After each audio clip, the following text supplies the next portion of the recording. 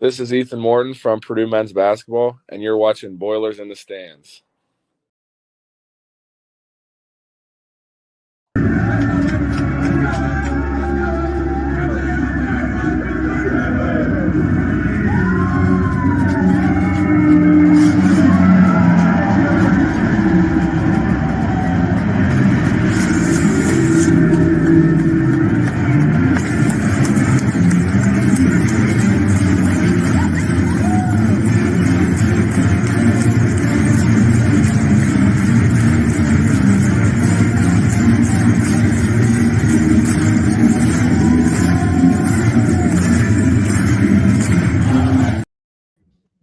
Welcome back to Boilers in the Stands. Purdue wins against Xavier here, 83-71 at Mackey Arena. I'm your host, Greg Braggs Jr. Alongside me, as always, is Joe Jackson, live from Mackey Arena. Craig Bowers will be joining us in just a little bit. He's at the press conferences underneath Mackey Arena, talking with Matt Painter and some of the players, and we'll hear what he heard from the team here in a little bit. So, like I said, Boilers win. Next up, Gonzaga out in Maui for the Maui Invitational out in Hawaii. Much anticipated, little tournament about to take off next week, but they had to take care of business tonight to stay undefeated heading into that as the number 2 team in the country, as they move up a spot from last week.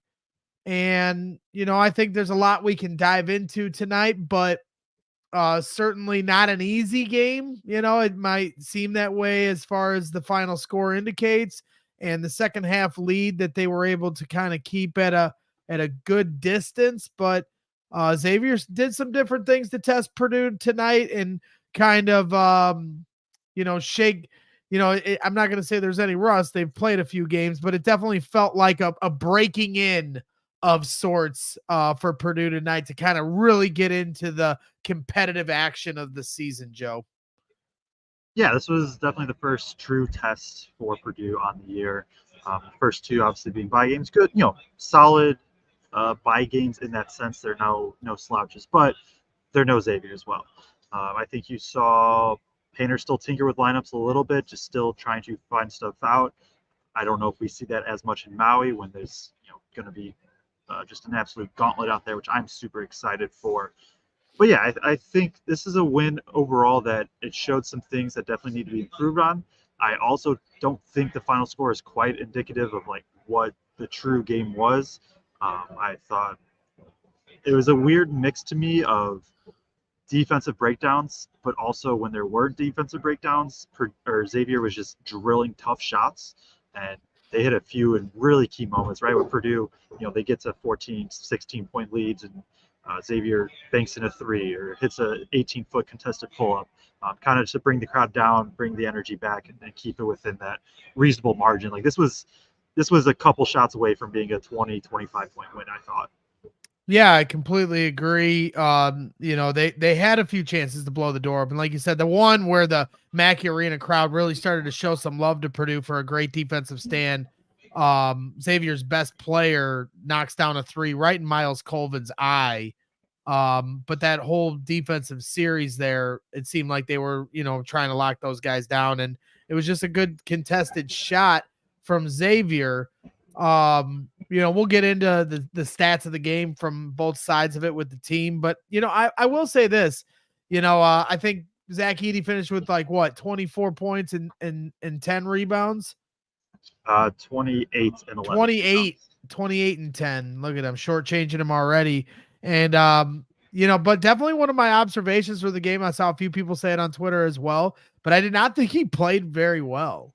And I think that's almost hilarious to say, and you can definitely push back because I understand why you will. But the thing I'll say about is this is where we take it for granted, Zach Edey and his greatness and his dominance. And we all understand how he can fill up a stat sheet. We all understand how he can get the other team in foul trouble. And ultimately, those are two huge factors that are the reason Purdue wins as many games with Zach Edey as their leader. But I will say, especially in the first half, he did get tougher as the game went along, but way too sloppy, trying to collect the basketball, trying to post your man up and get to the rim. I need that consistent toughness that we saw the last 8 minutes of the game. I need that throughout the entirety of the game. Now you can tell me why I'm greedy. No, well, I agree with you there. There's just me and Craig are sitting next to each other, media row. He's short, kind of just. It's been consistent. That first 2 attempts are just always short for whatever reason. I agree with some of Xavier was not doubling. They were letting him dribble and then digging in really, really hard. I think he was at first just really excited that he wasn't going to get doubled and triple teamed. Truthfully, I think that was just probably to make him a little bit happy on the inside. He's like, oh, I can actually score this game. But I agree with some of the balancing. He's kind of has this improved agility type, and you see him kind of getting more almost like running hooks. He has to be able to balance that with, okay, these guys are going to try to strip the ball as soon as I put it on the ground, so let me just go up right away. We're going to talk about Edey more because defensively I thought he was just elite, or we can just go into it. Yeah, let's get right into it. I mean, we always end the show with Zach because we want to talk about everybody else, but let's dive right into Zach, from the criticisms to giving him his flowers. Yeah, no, 100%. And I agree with what you said. I think he got more physical throughout the game and just really adjusted to what the game was. I'm going to start on the defensive end, and I don't know. People can debate who's the best defender in the country or what makes and maybe versatility makes the best defender. Zach Edey is the most important defender in the country, and I'm pretty convinced of it. The way that he is able to just take away the paint by just existing on the floor. And then when teams do try him, he has 4 blocks. I have the stats right here. Xavier, they only put up 10 shots at the rim out of 67. Teams just literally do not try Edey and the paint. And even when he's on the perimeter a bit, he isn't getting cooked like some people I think. Like I said, people can debate what it means to be the best defender. Zach Edey is the most important defender in the country. Yeah, I definitely think that's a good point. We saw a lot of this early in last year as well, where teams were just so hesitant to come at him. And that's where people, you talk about Zach Edey getting teams in foul trouble with his offensive presence, but with the defensive presence, they go, well, Zach doesn't get called for many fouls. Well, a lot of players are afraid to go at him, and that's the other aspect of it. And then you do find that the teams that don't fear that seem to find better results than trying to avoid them. You can't avoid the elephant in the room, Joe. You kind of got to attack it with a spear, and you saw that last year, when Purdue's season ended in the tournament. That team, who shall remain nameless because we're going to have some fun tonight and not revel in misery, but that team went at Zach, because they had no choice. And so you see that here tonight, with you've seen that so many times, like you saw tonight, where teams just try to avoid him completely. Also, I was one more thing on Edey, I think we're pretty spot on. With your opening point of it's just that some of the touches wasn't there, which is surprising, and it's where we take Edey for granted. Edey had 11 boards, and he probably, I would say he should have counted for maybe 15 or 16. He had quite a few where he just drew fouls because he attacked the boards, and Xavier couldn't do anything about it, or just a couple tip outs. The tip outs. Yeah, he had a few very crucial tip outs. Yeah, 100%. So 11 boards obviously is good in itself, but just his impacts, it should count for 15 or 16. Yeah, he had only one personal foul. That's big for 33 minutes. And that was a problem. We take that for granted now, but early in his career, that was his problem, is staying out of foul trouble. And he's kind of mastered that art to this point, the last 2 seasons. He did a great job of it last year. And, we're 3 games into this year. And so far seems like those habits have carried over, those good habits. Let's stay with the bigs. Like I said, we'll dance around. We'll eventually get to the team stats, but we do have some people in our chat that think we're always gassing this team up, and we love our Purdue Boilermakers. and we just want them to reach the mountaintop. So maybe I'm starting with some criticisms just because I'm trying to find my critical eye with this team. But I need more from that 4 spot, Joe. Trey Kaufman-Renn, Mason Gillis, Caleb First. It's just what I saw from them tonight is just not enough. They can stretch the floor. Caleb First hit a big 3 at one point when my wife and I were sitting there watching the game from home, and I was complaining that he needed to,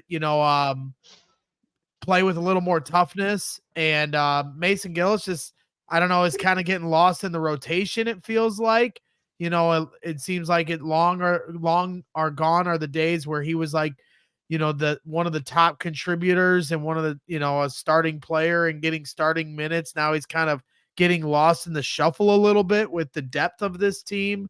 And then Trey Kaufman-Renn, we're all very, have a lot of high hopes for him, and he had a lot of hype going into this season. But to this point, I'm just not seeing the natural fit there, and with all 3 of them, I need a little more tenacity, a little more aggressiveness. What did you see from them tonight? I'm going to start with First because I thought it was the best of the 3. The first half was a little rough, but especially in that second half when he got to play the 4 alongside Edey, which I believe I have the rotation saved. I don't have them on right here, but I believe that's the first time they've shared the floor together. It was for like 6-7 minutes. First was, there it is, yeah. That second half where First is the gray, which indicates power forward, Edey's blue, so they're sharing the floor for 6 minutes. I thought First was phenomenal there. Really active on defense, flying around. I think when he and Gillis were in, I see the vision of, hey, it's 2 more mobile defenders. Xavier was picking and popping a lot and having their big spread out to the 3. So now we can, Purdue can switch that or do what they need to. There was just a lot of miscommunications. I could see First pointing and being like, trying to yell for a switch. And just Xavier did a good job as well of moving off ball, causing some issues there. So there was some miscommunications. But that stint with Edey was First's best stints of the year. And if First can come in, knock down at 3, maybe he goes 1 for 2 a game or something like that, or whatever. Can maybe get a putback dunk, crashes the glass a bit, and then just plays really good defense. That's all you want from him. 13 minutes from him. You had 17 from TKR, 17 from Gillis. It was pretty balanced all around at that 4 spot.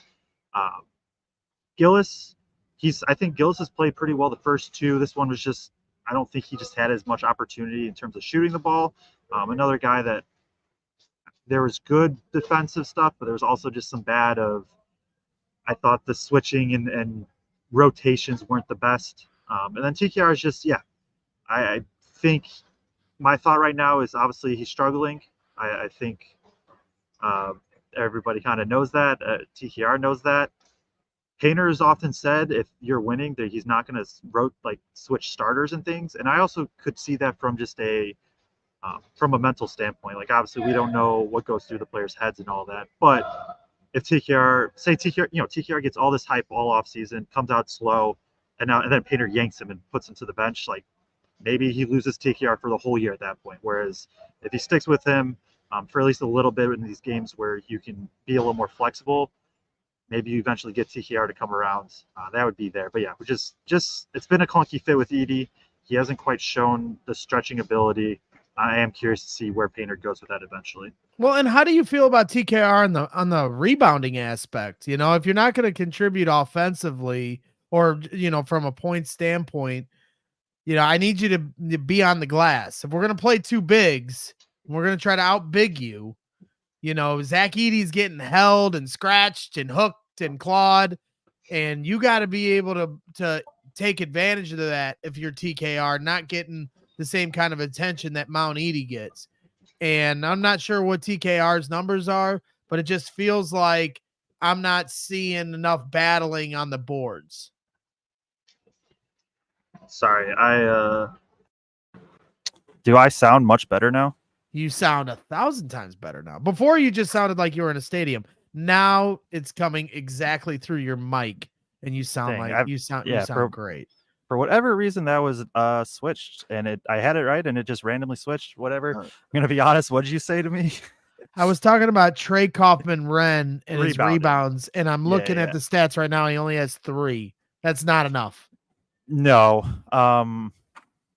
It'll be something I look for on the film tomorrow.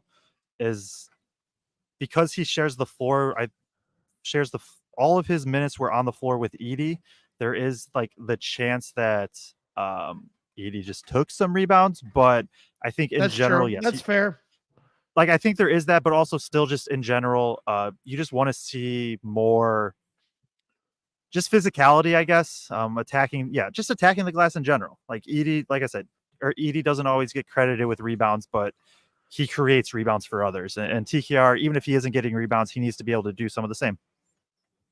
Yeah, 100%. Now that we've kicked it around a little bit, as we await Craig, who's in our chat, but also down at the press conferences at Mackey Arena, talking with the players and Matt Painter, and they're kind of shuffling those guys in and out. So when Craig gets here, we'll hear his thoughts. But now that we've kind of opened the book here a little bit and talked about some of the key things that I wanted to get into, let's get into the team stats to kind of give a full picture of everything, and then we'll get back into some of the individual play from the players. So like we always do, last year we'd run through the team stats like this, and that's field goal percentage: 45% from the field for Xavier, 51% from the field for Purdue, on 30 of 67 shooting for Xavier, 29 of 57 for Purdue. So Xavier outshot Purdue by 10. 3-point percentage: Purdue 47%, only 28% for Xavier. Xavier on 7 of 25 from 3, Purdue 7 of 15 from 3. Free throws, 67% on only 4 of 6 shooting from the free throw line from Xavier. I'm sure their fans are none too pleased about that, while Purdue shoots a dominating 18 of 21 from the free throw line at 86%. Turnovers: 11 turnovers for Purdue, 10 turnovers for Xavier. Points off: both teams had 10 points off their turnovers. 34 total rebounds for Purdue on 29 defensive rebounds, only 5 offensive rebounds for Purdue. 21 defensive rebounds for Xavier, and 6 offensive rebounds on that end. So they end up with am I not reading that? 8 offensive rebounds. So 29 total rebounds for Xavier on the day. Second chance points: 9 for Xavier, 8 for Purdue. Points in the paint: 34 points in the paint for Purdue, 24 for Xavier. Fast break points: 10 for Purdue, only 7 for Xavier, even though they were trying to push the tempo pretty much from the jump. 6 blocks from Purdue. Zach Edey had a few really nice ones tonight. 1 block from Xavier. Steals: 8 steals from Xavier, 4 from Purdue, and I'm pretty sure 2 of those came from Fletcher Lawyer in some nice spots. 19 assists from Purdue, 15 for Xavier. So there it is. 34 minutes, 34 and 30 seconds of lead time for Purdue on the day. Joe, when I read off all those and I struggled through that, anything stand out for you? Assists is probably the first thing. 19 assists on 29 made field goals. That's about 65% assist rate. That's a good number that I think Purdue wants to shoot for. I think the ball was moving pretty well. In general, they still have to figure out the non-Braden Smith minutes at point guard specifically, but that's the first thing I'm going to go to. 7 over 15 from 3. Obviously, that's huge. Specifically, Mason Gillis was 0 for 2 from off the bench. Everybody else combined was 5 for 5, including Colvin. And I know the chat's like, we'll get to Colvin. Don't worry. Side note: Colvin had it's just a hilarious stat line of 9 points on 3 of 3 shooting and 1 turnover. No other stats, just pure buckets. But yeah, I think the assists, the offensive rebounding is also kind of just of note, because Purdue has struggled on the glass so far, sort of. I will say Xavier had a decent bit of long offensive rebounds, which I think factors in a lot too. But yeah, those are probably the main things from a team standpoint. Braden 12, 6, and 7 in a game that it didn't feel at times he was fully in control is a good sign, because I think there's things to improve, and he still put up a really, really good stat line. Obviously, Edey 28 and 11, 4 blocks. Nothing else needs to be said.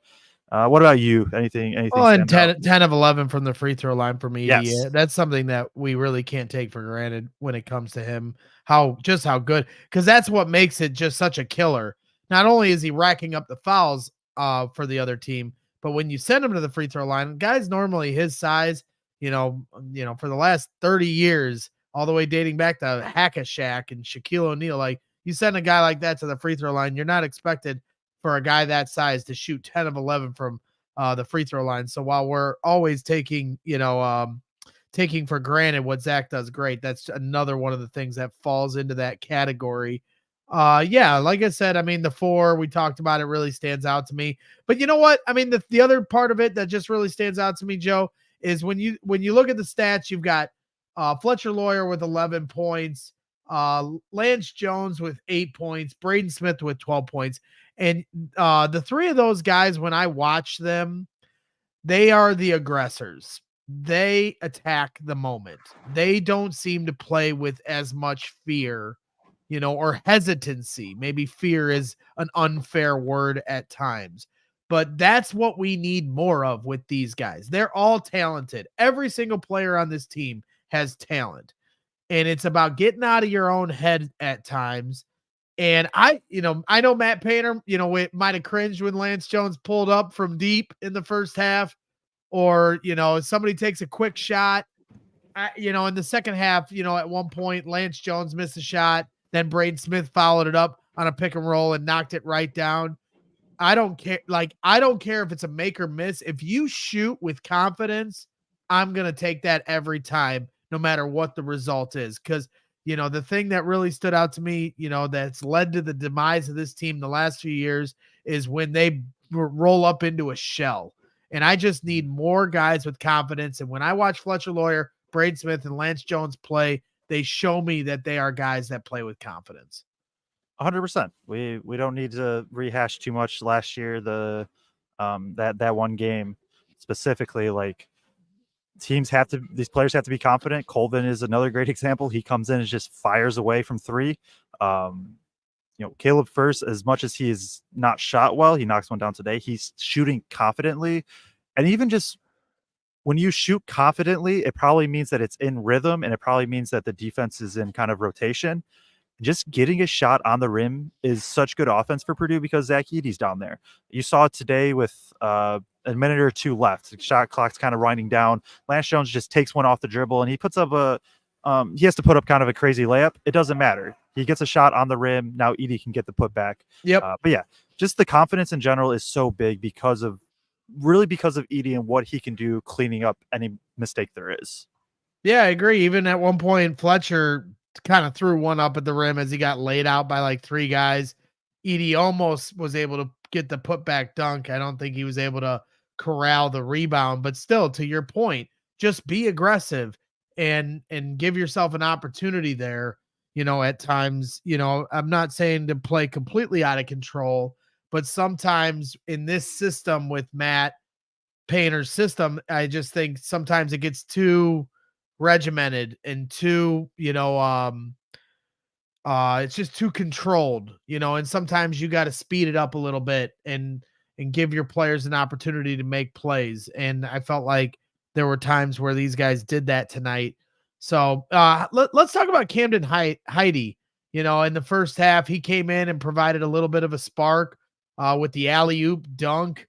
And then, then had another really nice play on a fast break where he kind of put everybody on skates, hit the brakes. Everybody moves past him and he does a little spin and, nice layup where he really looked under control there and showed some confidence. I don't know if he's ready to pull the trigger from 3, with the full green light at times. He passed up a shot I felt like he should have put up in the first half, but it does feel like when he's attacking the rim, that's when he's at full confidence. And that's what Purdue needs from him. He only played 9 minutes today. I was a little surprised. There must have been something like defensively or something or maybe it just like Painter just liked how the other rotation was.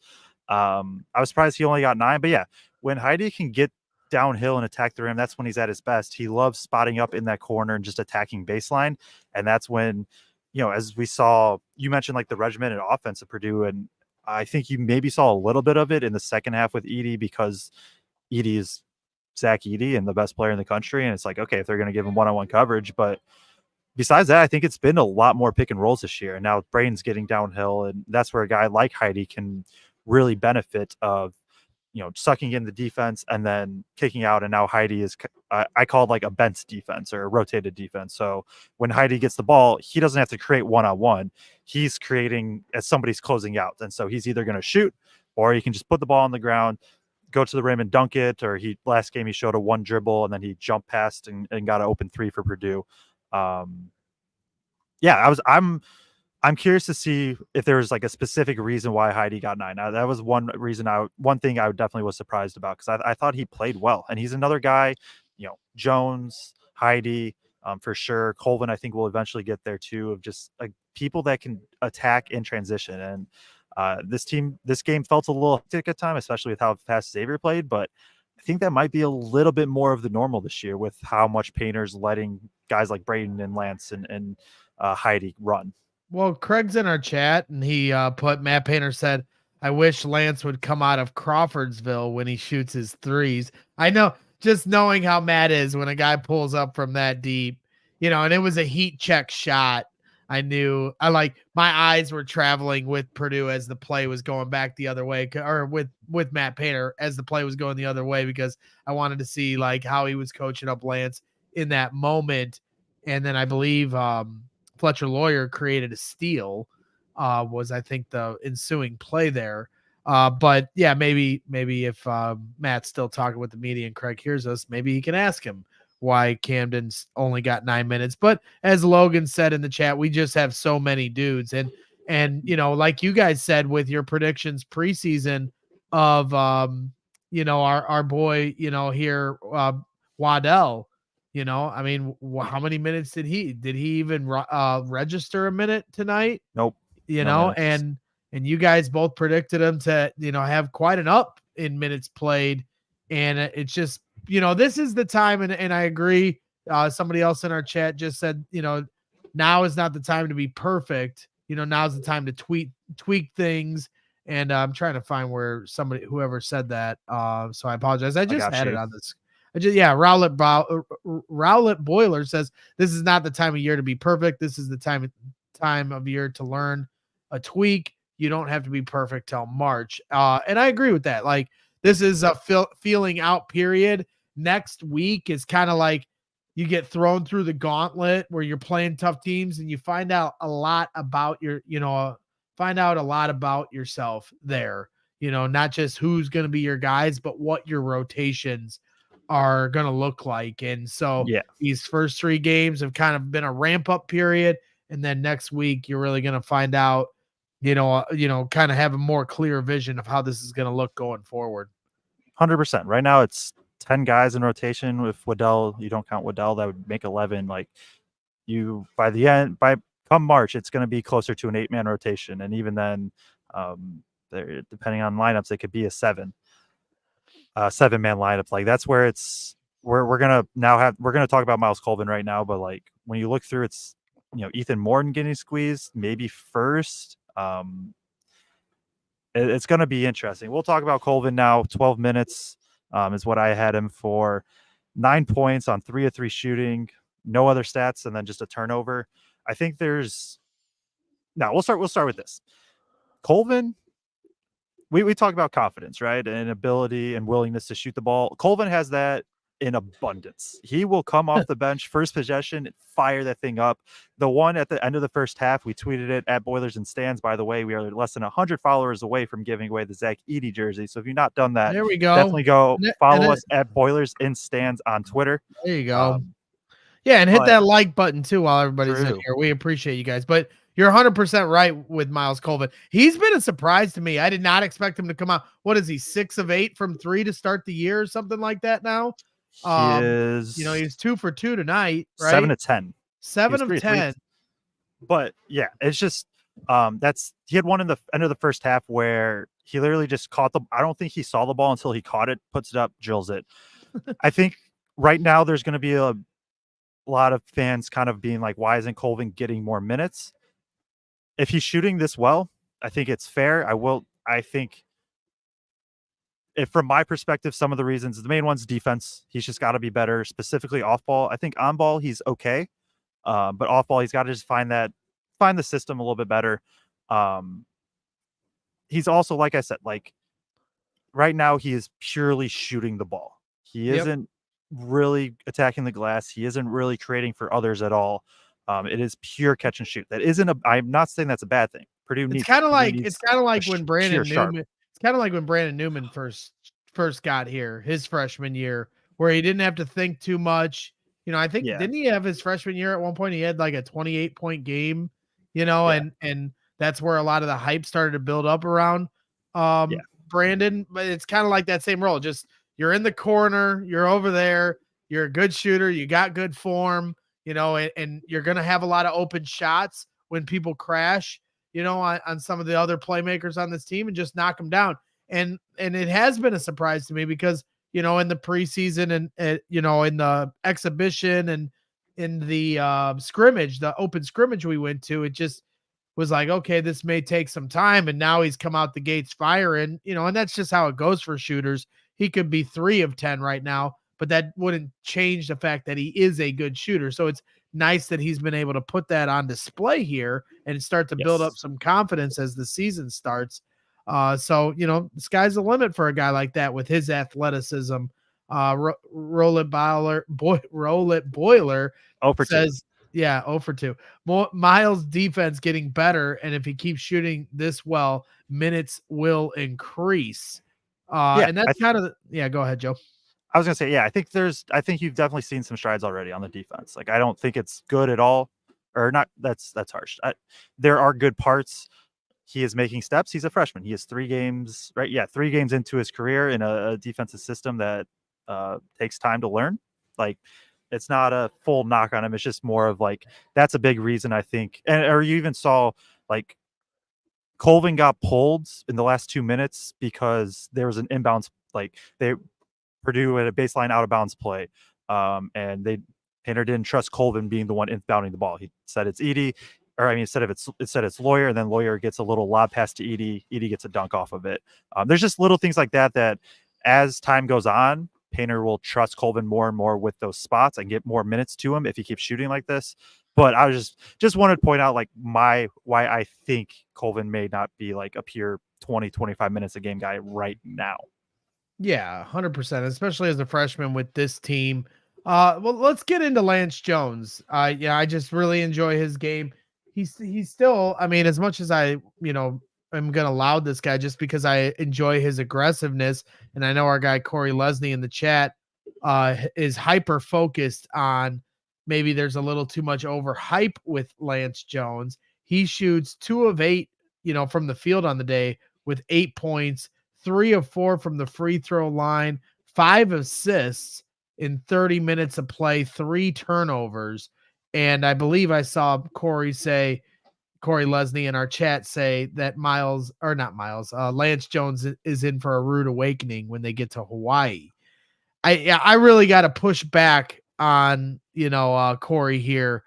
He seems like he's got a real critical eye to this, team, and he's not going to sugarcoat things. And I can respect that, vantage point. We don't always have to, sugar fairies and gum drops and everything, whatever the saying is for these guys, and always paint rainbows for these guys. But at the same time, as I said to start this show, these guys need aggressors. These guys need players that want to play with aggressiveness. When you're in a structured system with Matt Painter's offense, a lot of times everything just becomes going through the motions and waiting for, the play to set up. And it's good to have a player like Lance Jones who's not afraid to pull the trigger, who's not afraid to attack the moment. The way he crashed into the middle of the paint and fed Zach Edey for that dunk in the second half. That's not a drawn up play. That's somebody being aggressive. So it's not just from a shooting standpoint. And I definitely think, a guy like him does need to be aggressive when he shoots the basketball, and that's going to help this team and attack the rim, be aggressive in that way. But I also just think overall that mentality is important for this team. They have young players, guys that, are a little more soft-spoken, a little more mild-mannered, and it's good to have a guy like him, especially a veteran like him, playing with the kind of confidence he is. And you can be results based. I'm going to be more process based. And I like guys that are aggressive. That's my philosophy. Push the tempo, push the envelope, and show that you're playing with some confidence and you believe in yourself. And I think he does that. And my thing with Jones, I think the offense is what's looked at. He is getting better and better at understanding the system. There was a few times today that he could have forced a tough shot. Instead, he fires it into Edey. I think he's getting a little more used to it. The deep threes and things like that are going to be something to monitor. But then on defense, like Jones is here for defense. If he shoots the ball great, fantastic. He's here for defense and just being aggressive on offense. Yep. He is Purdue's best perimeter defender. On a night where, and he had some lapses too, don't get me wrong, but on a night where Purdue could not navigate a screen at all, pretty much, Lance Jones was the only one. If Lance Jones was on a guy and there was a screen coming, I was like, okay, Purdue's going to be fine. He's going to get through it. There is just something to his point of attack defense and his screen navigation that Purdue quite literally does not have with a single player on the team.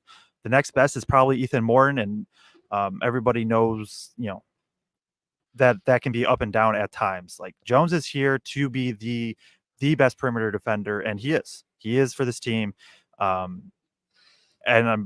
time goes, hopefully he gets even more into the offensive system. I am worried when he's the point guard. I think he's really good pushing the ball. I think he's struggled some in the half court. I think all 3 of his turnovers today were in like the 5 minutes that he played point guard. So I'll be monitoring that. But yeah, it's just if people are against Jones, I assume it's because they look at him as just a shooter. And at some point, yes, he does need to hit shots. But for me, it's just the defense is so good that's why he's out there. Yeah, and Corey, who, since I directed some of my statement at him, I'll bring his comment up, and he said, "Why didn't you say this about Brandon Newman last season then?"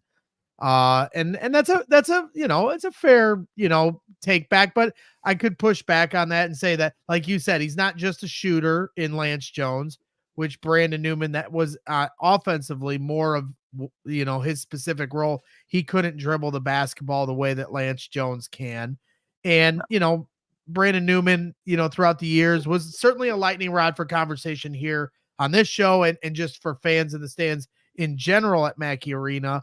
And a lot of some of the mistakes he made were, youthful mistakes, trying to understand where he's supposed to be on both ends of the court at times. He ended up, shutting a lot of people up, including me last year, by showing how important his aggressiveness on the defensive end was, so, I get where you're coming from, but at the end of the day, I just need guys that are a few guys that are aggressive. I'm not asking for him to play out of control, and I don't want him making mistakes of like understanding where he's supposed to be in the offense on both sides of the, offensively or defensively. And I think he has a little more to his game than Brandon Newman. All due respect, this isn't a Brandon Newman bashing segment. We did enough of that last year here on this show, and we always try to keep it respectful with our criticisms towards players. But I don't think it's a equal to debate when it comes to Lance Jones equals Brandon Newman. I don't think that's a good that close of a comparison. Yeah, I don't really got anything to add. Yeah, we've combed it over enough, but yeah. So Corey says to finish it. Believe me, I like Lance Jones. I just think 30 minutes is a little too much. Your thoughts? If that's your argument, then I think that's more fair than I whether you meant it or not. I think you came across as like Jones should have 5 to 10 minutes, maybe not 5 to 10, but like be like more in that role. If your arguments is like, hey, maybe Jones should be closer to like 25 because some of these other guys, I can buy that then, especially if like Heidi and Colvin are stepping up, who would be more of these bigger threes. That one I at least understand the reasoning. I'm not saying I fully agree, but I understand where that one is coming from. Then, I'm looking through the players. Have we? Well, like, hold on before we get into the Oh. players. You're getting a lot of comments here about your fit. Need to see the Sydney wants to see the shoes. Sydney's like, Joe, show us the fit. Craig's reminding Sydney in the chat that Joe's taken, but everybody's enjoying your flannel here tonight. What was the decision behind the outfit that you're rocking? For those of you just listening on the audio podcast, Joe's wearing a flannel, and kind of changing it up here tonight. Yeah, I just trying as media row, want to step it up a little bit, step up your step game it up a a little little bit. I'm a general sweatshirt and sweatpants or shorts type of guy, but have it paired with some black jeans and some white Nike Blazers. I thought I just thought it went well together, so I decided to go out with, or to just kind of go with it. Okay. All right. Sounds good. I just had to shake things up before we get into some of our next segments of the show. Where the hell is Craig? He's been in our chat. Sean Miller was taking forever, and then he said that Zach Edey's big. Zach Edey is very big. Where's who put the quote in here? Somebody did. I just forgot to star it. If you did it, if you had the exact quote, put it in here again. What quote? Oh, here it is. Sean Miller doing his best Archie. Oh no. Well, that one's fair too. Sean Miller doing his best Archie Miller impression tonight, losing to Purdue.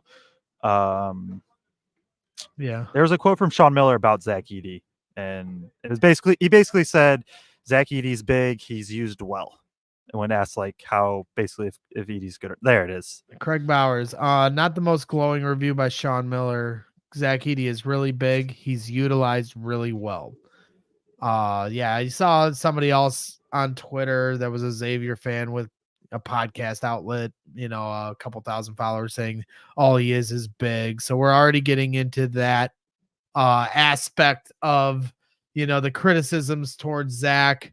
And if you can't appreciate what he can do at his size, then you haven't been watching basketball very long, because I've seen plenty of bigs, college and pros, not have the kind of skill that Zach Edey has. And all due respect to guys like Matt Harms, who have come through this program with plenty of size, they didn't have the kind of skill that Zach Edey has. They're not shooting 10 of 11 from the free throw line. They're not, playing with the kind of poise and patience that Zach Edey plays with at times. Only one foul on the game. So, if you don't want to, what the hell just happened to you? I just had like a bug fly in my eye. All right, we're good now. Yeah, so it's out. all good. Craig's, I see him. I spotted him. Oh, finally. There he is. Here he comes. Oh, we're getting a nice bird's eye view of Mackey Arena. Yell out hustle. Bragg said to hustle. For anybody, you want a view of Mackey after the storm? There it is. An empty arena pick. Nothing better. This is what we do here at Boilers in the Stands. We stay out late. Stay out till everybody at Mackey Arena is, except for the workers, working hard to get this place cleaned up. But we're still here giving you the coverage that you guys, I know, desperately want. And we appreciate everyone tuning in. So please, there's the shoes attached to the fit.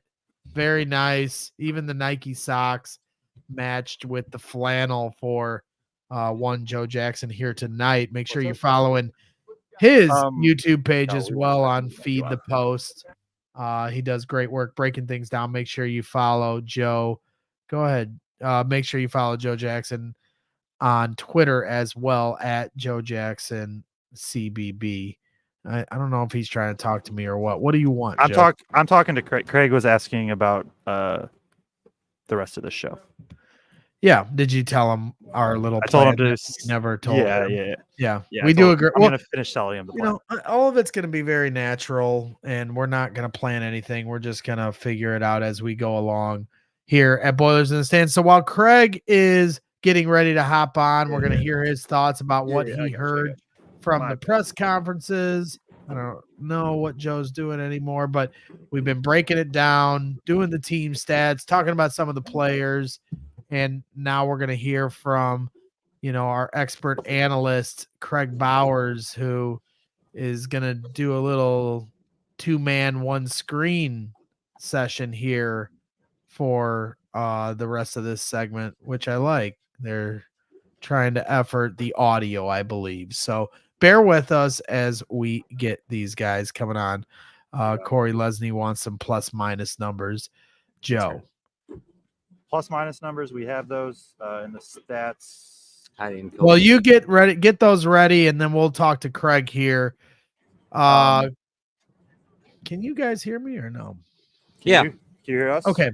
Yeah, I can hear you guys loud and clear. So, Craig, you were at the press conferences talking to, Sean Miller, Matt Painter. Who were the players that they brought out here tonight for Purdue? I mean, Miller just talked about how difficult it is to guard, that they had come in with this specific plan in terms of how they wanted to try to handle Edey. And then he just kind of laughed and said, at the end of the day, that plan obviously didn't work too well because he finishes with 28 points and 11 rebounds.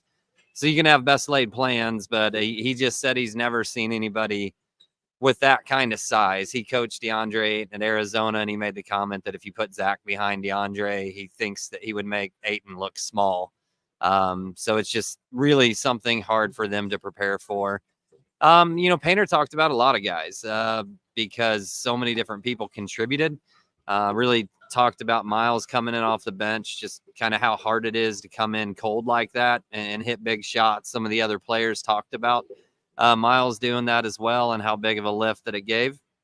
But Painter really, he talked about the good minutes that First gave and numerous of the bench players that came in and did different good things throughout the game in stretches. And just how hard it is really with this group to give anybody consistent minutes, because it's going to be somebody different on any given night that's going to get those minutes. Yeah, it's tough. I saw some people talking about in the chat, like all this talk about their depth and 10, 11 guys, but they only played 7 tonight. Yeah, go ahead, Joe.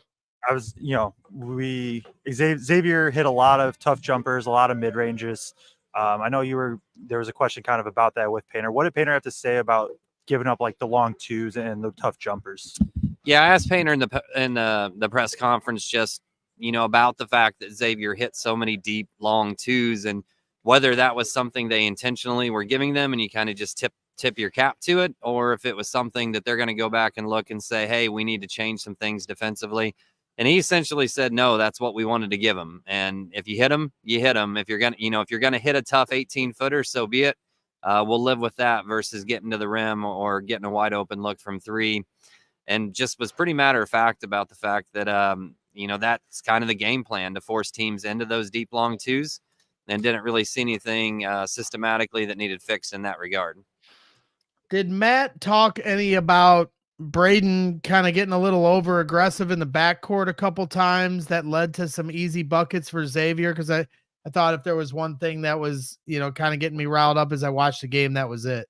No, he really didn't talk too much about that. I don't know that question got directly asked in any way, shape, or form during the press conference. So, yeah, because we've been trying to give it a little bit of a critical eye, and I know you were tuned in early on, like some of the things we were talking about. I felt like Zach Edey, obviously finished the game with his typical stat line that is impressive, but I'm kind of with some of the fans that was like, well, this wasn't really one of his best games. I thought there was some sloppiness and a little more toughness with the basketball. And, I just felt like he started to show that the last 8-10 minutes or so.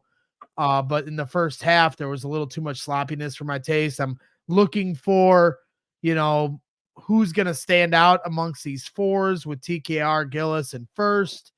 So just overall, Craig, I know we heard a little bit from you about what we heard in the pressers, but why don't you just give us kind of your thoughts on what you saw from this game in its totality? Well, for the entire offseason, we've heard that this team needs more three-point shooting and how big of a concern three-point shooting is. And we saw last year, Purdue would go a month and shoot, 35 to 40% for a very long stretch. And then they would have a month where it was really rough. And if you look at these last 3 games, we were over 50, or they were over 50% the first game. I think they were 35% plus in the last game, 46.7% tonight from 3. So that's certainly really encouraging. And the fact that multiple guys hit those, first coming off the bench and hitting one, Morton coming off the bench and hitting one. I think Morton's 100% on the year on very low volume, but it's good to see him knock a couple of down. And the fact that Miles comes in and just can be an absolute heater. In the last show that we had, I mentioned that I think the offensive output that we're going to get from Miles is just too valuable, similar to the way it was with Carson as a freshman, that you live with some of the defensive mistakes, or there was one offensive play where he clearly went the wrong way or something, and the play just kind of broke down. But you live with some of that because at the end of the day, this is about who scores the most amount of points. And Miles can do that. I think the other thing, time and time again, we've mentioned this, that there has to be other ways to score if we can't hit threes. And this wasn't Lance's greatest offensive game. There was a couple mistakes, an ill-advised long 3. But he really pushed the ball and forced the issue in terms of getting out, whether it was off a miss, whether it was off a turnover, finding other guys or getting to the rim and getting fouled himself. In the half court and in the second half, when I think the lead got down to about 10 or so, 2 or 3 times in a row, he breaks people down off the dribble, gets to the rim, missed one. And I think he got fouled on the other 2 and got to the foul line. So I just think this team is so much more versatile in what they can do in terms of manufacturing points than what it was last year. Some because of Lance, and then some because you've got this, Vinny Del Negro, or no, who was the guy from the Pistons? I'm trying to think of, that was just, they called him the microwave or something like that. This is from the 80s. Joe wasn't born. Greg was probably. I know who you're talking about. It's it's on the tip of my tongue, but I can't remember now. But he can just come in and fire away, and he can come in cold, and give Purdue just a really big offensive burst. Yeah, Vinny Johnson, the microwave, or like Ben Gordon, from the Bulls. Yeah. But I think certainly it's just really positive that so many different guys came in and did something. Not everybody scored a bunch of points, but so many guys came in and did different positive things for this team. And we're still in a 10 deep rotation, and that may tighten up later in the year, but I don't know that it will, because, he may just ride that hot hand in any given game in terms of who's hitting shots or playing strong defense or whatever it is specifically Purdue needs on that given day. Yeah, 100%. As we kind of look through some of these final stats on the game, as we said earlier, Zach Edey with 28 points, Braden Smith with 12, Lawyer with 11, Gillis with only 2 points in 17 minutes of play, 5 points from Caleb First in 13 minutes of play, Trey Kaufman-Renn with 1 point in 17 minutes of play. That's kind of where I'm looking at this, and the rebounds from these guys too. Like, that's where I'm looking at 2 rebounds for Gillis. First 4 rebounds, Trey Kaufman-Renn 3 rebounds. I thought Joe made a good point that Edey's taken some of those rebounds, but at the same time, I still feel like I need to see more from that position. Yeah, I don't know that I agree 100% there. I mean, you got guards crashing down too when Edey's boxing out. Braden gets 6 rebounds, Fletcher gets six rebounds. So I don't know that in a different situation that those guys wouldn't be able to collect and rack up plenty from that statistical standpoint. I'd like to see some defensive plus minus minutes, but my bet is that our best stretches defensively was when Mason was at the 4 and Zach was at the 5. So I think he provides that value. When TKR and Zach were on the floor together, there were some times where Xavier really wanted to run, and now you don't have one big, slower guy. You've got two big, slower guys. And there was a couple of different times where they were both trailing the play as Xavier got out and pushed in transition. And you don't see that when First or Gillis is playing defense at the 4. So Painter did rave about First in the second half from a defensive standpoint in this game also. So, I think it's going to sort out. I don't know that TKR, Edey together makes the most sense defensively against some of the teams we'll face. But I do think TKR is eventually going to find his offensive role here next to Zach. There was only a couple minutes tonight where I thought it looked a little clunky in terms of clogging space, but I don't know.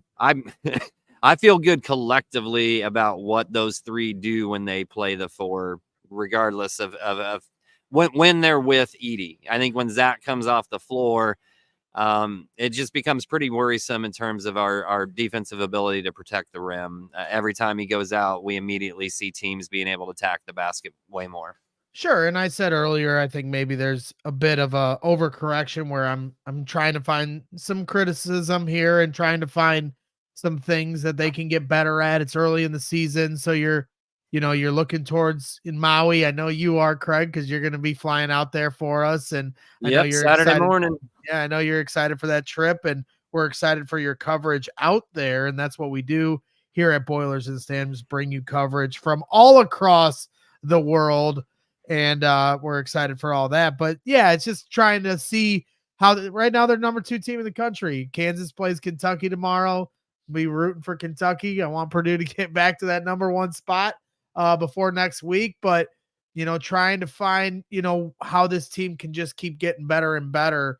So there could be a bit of an overcorrection while a little bit of a analysis by paralysis, a little over analysis maybe from me tonight. But just I think it's good to bring it out, and certainly point production wise, you could see more from the 4. But what was the final score today? Yeah, 83-71. And they took in this game. I know going into the game, Craig, you said that you were kind of nervous about how it could go. And in the first half, they were certainly keeping it close. And it was tie. Felt like a tie game for most of the game, and then Purdue was in control in the second half. And last year, if you want to compare it to last year against Marquette, where it really felt like Marquette had Purdue on the ropes for a second, and then Braden Smith went off. That's not how this game went. Purdue was in complete control the entire time, even if Xavier made them work for it. So you saw some of that veteranship from them tonight, as far as not necessarily playing with their food. Yeah, no doubt. And one of the things Miller talked about was just how much more aggressive he thought Smith was as a sophomore than what he was as a freshman. We all know there's going to be that play or two. There was a no-look pass in the second half when we were up like 10, and you're just like, what? Why? Braden, you start to see Braden get that look in his eyes, and he's going to try something. But that's, again, I as we've said over and over again, I think that's why you live with that, because that same aggressiveness and style is why you get that crazy kick out to Morton for open 3 with nobody within 20 feet of him that he bangs, So I also, and I know I'm like the Lance Jones trumpet and bandwagoner here, whatever you want to say. I feel so much more comfortable when things get tight because he's on the floor, simply because I know he can get to the basket. We see him settle for a lot of deep threes early in games, but it seems like in all of these games that we've had so far, when things start to get a little tight or anything like that, or really needs a basket, he puts his head down and gets to the rim. And you can see Painter pointing to him and say, go attack the rim. And just knowing that Purdue has that option, because he's a big, sturdy body for 6'1", and he can absorb that contact and draw a foul and get to the line, I think, in really critical moments for him this year. Yeah, certainly exciting. Corey Lesney's in the chat yelling, Joe, give us the plus minus. So are you ready to give us some of that information? I mean, I can read them off. I don't have the photo uploaded. No, yeah, fire away. But Smith leads the way plus 15, Edey's plus 13, Lawyer's plus 12, TKR's plus 8, Jones is plus 4, First plus 2, Gillis plus 1, Morton plus 7, and then Colvin and Edey are both a -1. I'm going to say that with saying like individual plus minus doesn't always mean much, just because it's oftentimes who you're with. Like if we bring up, well, I think the one this, that's I think the one that stood out though of the ones you rang off was Ethan Morton, and that's one guy we haven't talked about much here tonight. You know, he only had 3 points in 10 minutes of play, but as you just mentioned, he was +7 in the plus minus. You know, he knocked down a big 3 where Braden Smith, it was like he had eyes in the back of his head when he, whipped it back to Morton. So, to me, that was, I don't know, maybe with more limited minutes, we're going to get more out of Ethan Morton, more of the positives than the negative. I don't know. I'm just, that is, I think, a legit thing with Morton. And I think it's a thing in general. Like we talk with Colvin too, of like, what does Colvin's shot look like if he plays 25 minutes? Ethan Morton last year was a 25 minute per game guy. He might just be better like as a 10 to 15 minute per game guy. Doesn't mean like in terms of skill, he's better or worse. It's just a better role in that situation of, hey, you don't have to play as much. Just go do your thing for this amount of time and you're going to be good. And I think, like, I almost called you Caleb first. I just about almost said, I think like Caleb said. Would Caleb ever look that good in flannel, Craig? Come on. I don't know. They were fighting in the chat. I tried to tell him that, he was taken already, but plus minus is a flawed statistic. I think, Ethan Morton gets to play 6 minutes with Zach. Some of those guys, the other guys that we routed off, some of them that were not in the positive, just barely in the negative, didn't necessarily get that amount of minutes with Zach. So that changes it right away. This SLK Boiler, that lineup with Jones, Morton, Edey, Gillis, and First was rough. That was something I did want to hit on. I know we're probably getting somewhat close to wrapping it up, but if you look here, that 9 to 11 mark in the first half, there's no Smith and there's no Edey, and it happened only for that 3 minutes. It was rough. I thought Purdue struggled to find a true offensive identity in that moment, and even defensively. Now you have just any defensive minutes without Edey are going to be rough, but especially offensively, I thought it was just Jones and Morton. I think are going to have their games as a point guard where it's going to be fine. I think there's going to be plenty of games that in the half court that. Especially Morton, just going to struggle as a point guard. Lance Jones can be when can get out and run. It looks really good and he can handle the ball. He struggles some though, just when the ball does have to slow down a bit. And I think it really, really reflected in those, even just that 3 minutes that we saw of that lineup. All right. So for people that are listening on their audio platforms, and then for other people that are stupid like me and look at a graphic like this and their head about explodes, explain exactly what we're looking at, Joe. So if you look at like on the bottom left, there's the color code for point guard, shooting guard, small forward, power forward, and center. Basically what this is it's showing who was on the floor and at roughly what position. I say roughly because specifically I'm looking at Lance Jones and Fletcher Lawyer. Right now, if you look at those first 6 minutes of the game, right? Okay, I see. Jones. So center. So for, like I said, the people listening through audio, yes. The list of everyone's minutes. Blue is identified as center. Gray is for power forward. Yellow is for small forward. Green is for shooting guard. And orangish red, brown, whatever is point guard. And then it kind of stacks the players above each other and shows when they played together. Yes. And so you have to explain it like I'm 5. You can't explain it like you have a college education, Joe. My bad. But yeah, just shows. By the way, sorry. I love the fact that when we had Konzo on and he said something about, you guys know how hard those Purdue classes on, that you just nodded your head and acted like you went to Purdue too, Greg. Oh, yeah. Well, that's an old trick, Joe, Craig, when I used to go visit my friends at college and pretend like I was in college so I could, hang out and and do my thing. So Fair enough. I totally forget what I was going to say. no, we were talking about this chart and Oh, the yeah, minutes. So sorry to get it. Yeah, no, completely it's off just track. all good. That's what we do here. Yeah, just shows. So then it can show who's on the floor at the same time. And so if we look at this, and what positions they're playing, and what positions they are, and I would say it's a pretty good estimate.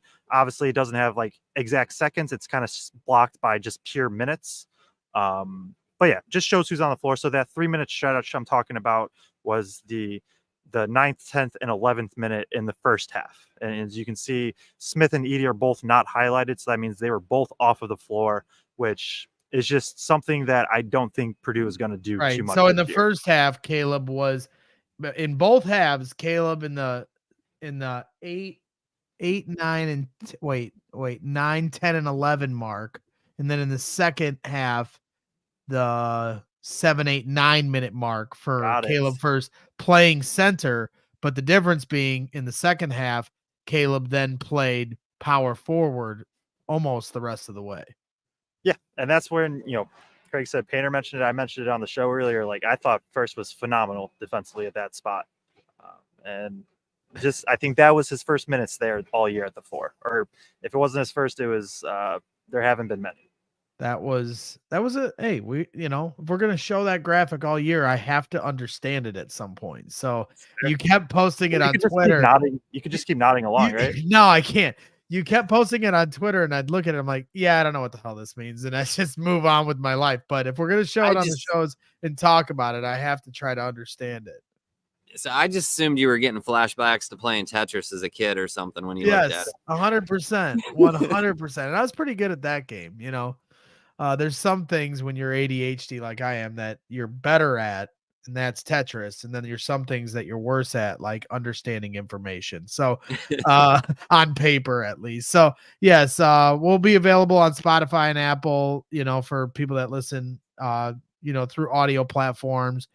If you haven't been able to watch this whole show when it's over, you'll be able to go back and watch it back. Please hit the like button on your way out and subscribe to our channel. We appreciate all the support, even the people that think I'm unbearable, which my wife would completely agree with you, and I make no bones about it. Craig and Joe certainly carry me here at Boilers in the Stands. These guys are all the knowledge, and I'm the meatball, and that's kind of the balance of this show. And we appreciate everyone tuning in and hanging out with us here tonight. Craig, what else? You got anything else for us before we call it a night and I do my 7-minute Midwestern goodbye? I do not. That is all I have for you tonight, Greg. I'm just looking forward to going to Hawaii. We'll be providing coverage directly from Hawaii. Hope to get some pictures of the team doing different things and heading out as they play in those games, and provide whatever content I can possibly provide, and maybe get a little bit of a tan while I'm over there as well. Yeah, there you go, man. Well, we're excited for you. We're excited for your coverage. Tuesday, I believe it's a 5 p.m. Eastern tip. Is it Monday? Monday. It is Monday. Monday, Tuesday, Wednesday are the 3 days. That's right. Monday, Tuesday, and Wednesday of next week. Purdue's going to be playing some pretty tough teams, starting with Gonzaga on Monday at 5 p.m. Eastern, 4 p.m. Central. Excited about that. So make sure you stay tuned for a bunch of post-game shows next week, some breakdowns against some big-time teams, and that's what we'll be doing here. Joe, you got anything else? No, I think, I guess just a little bit. Like, I think 83-71, KenPom had it predicted at 83-70. If anybody cares about that, like this is pretty spot on with that. And that is including now, like Xavier, we mentioned, hit a cup. They hit some good long twos where it's just, that's what the defense gave. They hit some contested ones too. They bank in a three. Like there were some things that just, you kind of tip your cap and are like, hey, that you just hit a crazy shot, and it kept things closer than maybe what the final score was. I did want to briefly bring this up. From back, Michael Van Meter said, do I do film sections on social media? Yeah, I do, film threads where I go back, I rewatch the game, just kind of pick key plays on my Twitter at Joe Jackson CBB. But yeah, overall, I'm excited for Maui. Excited to see what this team looks like against some really good competition. Are Yeah, you absolutely. excited for Maui as I'm excited for Maui? More excited, actually. More excited. Yeah. I don't Yeah. think so. I think I'm more There's, excited. The nice, cool, crisp air of Indy. Can't beat it. Yeah. Are you staying there through Thanksgiving, Craig? We fly back Wednesday night. Our flight leaves at 11 p.m. Hawaii time Wednesday night. Getting back for Thanksgiving. Well, we don't get back till 4 o'clock the next day because we lose hours and it's a long flight. So we'll just do the Thanksgiving gig on Friday. But, my mom's used to moving the schedule around for the show like we did a couple of days ago when I had to lock her in the other room of the hotel suite so I could fill in. All right. There you go. Well, it's going to be fun. I'm excited for it all. Rowlett says, cover that bald dome, Craig. Make sure you get Bald dome does me just fine. Okay. All right. Well, we'll call it a night here. Thank you guys for all your coverage at Mackey Arena tonight. Like I said, everybody hit that like button on your way out. Subscribe. Stay tuned for 3 post-game shows. Hopefully with the number 1 team in the country. Hopefully Kentucky can take down Kansas tomorrow. And Purdue can be the number 1 team in the country 3 years in a row. If Purdue just wins Maui, they'll be number 1, guaranteed.